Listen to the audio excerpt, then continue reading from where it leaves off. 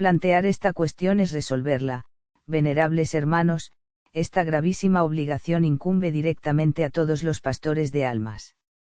Ellos son los que, según el precepto de Cristo, deben conocer y apacentar sus ovejas. Ahora bien, apacentar es, ante todo, enseñar. Os daré, dice Dios por el profeta Jeremías, pastores según mi corazón, y os apacentarán en la ciencia y la doctrina. Por eso decía también el apóstol San Pablo, no me envió Cristo a bautizar, sino a evangelizar, para dar a entender que la principal obligación de los que de cualquier modo tienen parte en el gobierno de la Iglesia, consiste en dar a los fieles la instrucción religiosa. Inútil nos parece ponderar las alabanzas de esta instrucción y cuán agradable sea ante los ojos de Dios.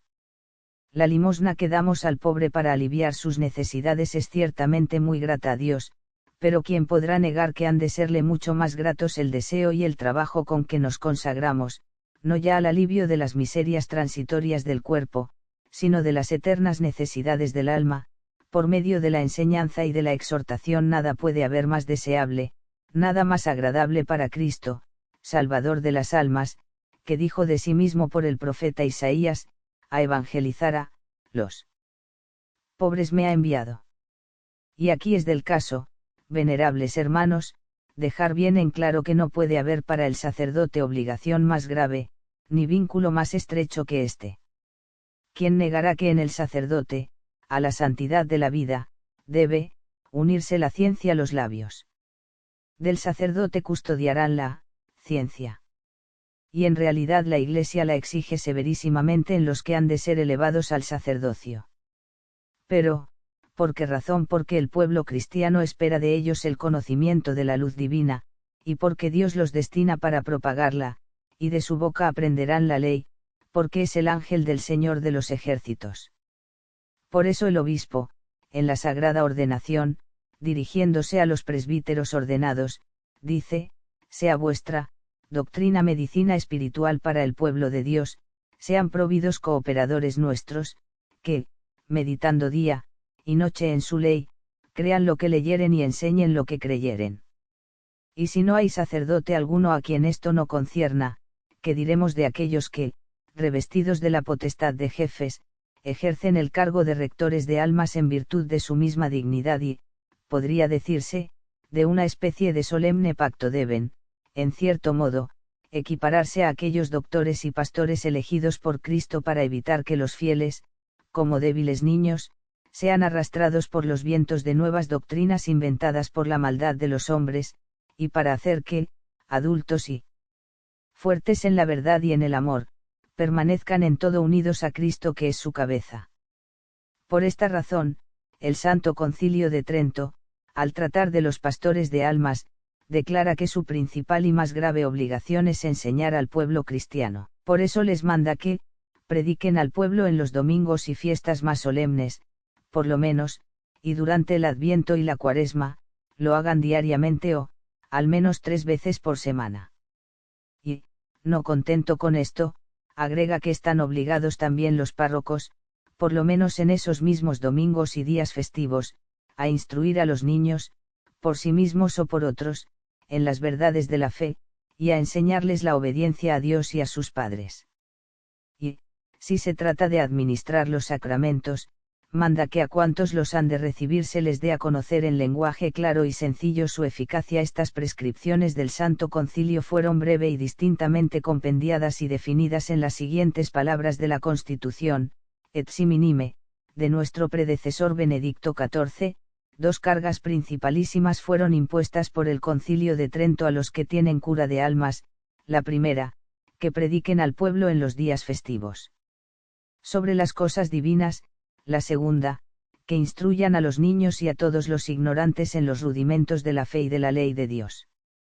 E hizo muy bien el sapientísimo pontífice al deslindar estas 2 obligaciones, es decir, la predicación, enseñanza de la doctrina cristiana, porque no faltarán tal vez algunos que, llevados por el afán de disminuir su trabajo, lleguen a persuadirse de que una homilía será suficiente catequismo.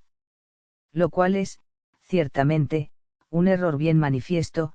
porque la predicación acerca del Evangelio está destinada a los que ya tienen suficiente instrucción religiosa, es como el pan que se distribuye a los adultos, mientras que, por el contrario, el catequismo viene a ser como aquella leche que, según el apóstol San Pedro, debían desear los fieles del modo que la apetecen los niños en su más tierna infancia. El oficio del catequista se reduce a esto: escogida una verdad, de fe o de moral, explicarla con la mayor claridad y extensión, y, como el fin de la enseñanza es la enmienda de la vida, debe el catequista poner frente a frente lo que Dios manda hacer y lo que en la práctica hacen los hombres, enseguida, por medio uno de oportunos ejemplos, elegidos continuo en la Sagrada Escritura, en la historia eclesiástica o en la vida de los santos, persuadir a sus oyentes de la necesidad de reformar sus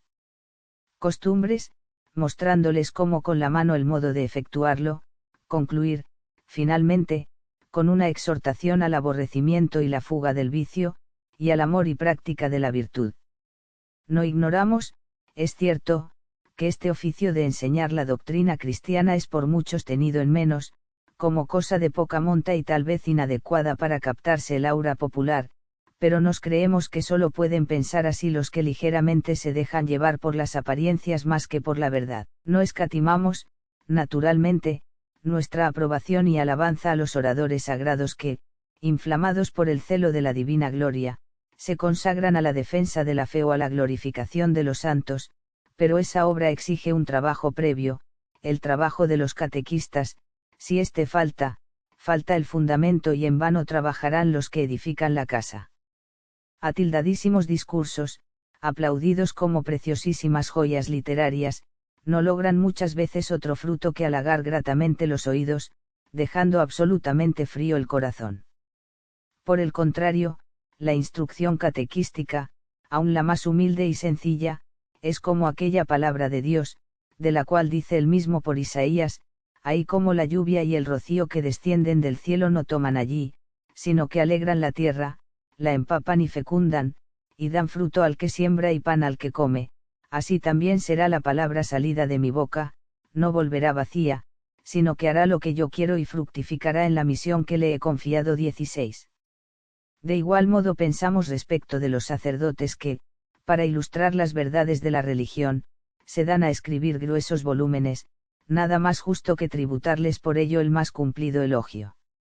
Pero, ¿cuántos son los lectores que saquen de tales libros un fruto proporcionado a las esperanzas y fatigas del autor? En cambio, la enseñanza de la doctrina cristiana, hecha como es debido, nunca deja de producir utilidad para los oyentes.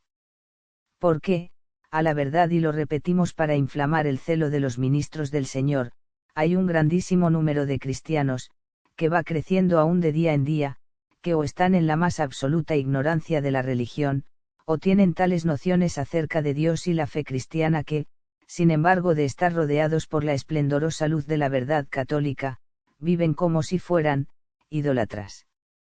¿Cuántos hay? ¿Cuántos son los niños, y no solo los niños, sino también los adultos y hasta los ancianos, que ignoran totalmente los principales misterios de la fe, y al oír el nombre de Cristo exclaman: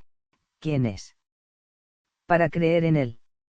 Así se explica que no tengan empacho alguno de vivir criando y fomentando odios, pactar los más inicuos compromisos, realizar negocios altamente inmorales, apoderarse de lo ajeno mediante la usura, y tantas otras maldades de esta naturaleza.